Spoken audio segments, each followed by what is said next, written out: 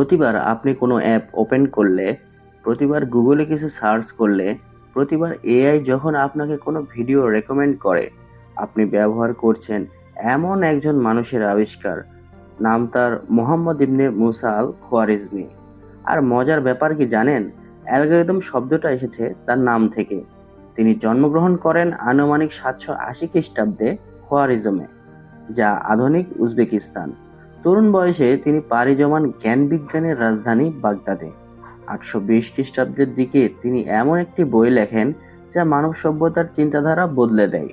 বইটির নাম ছিল the compendious book on calculation by completion and balancing. কিন্তু ইতিহাস বইটিকে চেনে মাত্র একটি শব্দে, আলজাবর। আর সেই শব্দ থেকে এসেছে আজকের আলজেব্রা বা বীজগণিত। এই বইতে আল খোয়ারিজমি প্রথমবারের মতো দেখান যে ধাপে ধাপে সমাধান, পরিষ্কার নিয়ম, পুনরাবৃত্তিযোগ্য পদ্ধতি এমন এক যৌক্তিক পদ্ধতি যা যে কেউ অনুসরণ করতে পারে। 12 শতকে তার কাজ ইউরোপে পৌঁছায় এবং ল্যাটিন ভাষায় অনুবাদ করা হয়। আর সেখান থেকে জন্ম নেয় আজকের বহুল ব্যবহৃত শব্দ অ্যালগরিদম।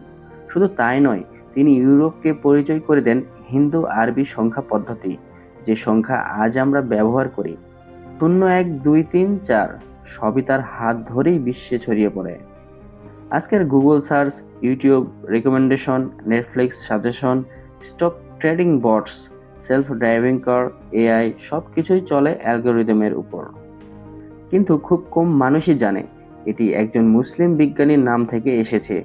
আজকের ডিজিটাল বিপ্লব দাঁড়িয়ে আছে নবম শতকের বাগদাদের ভিত্তির উপর। তার নাম মোহাম্মদ ইবনে মুসা আল খোয়ারিজমি।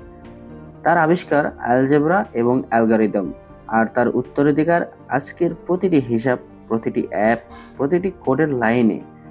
কিন্তু তার স্বীকৃতি প্রায় নেই বললেই চলে।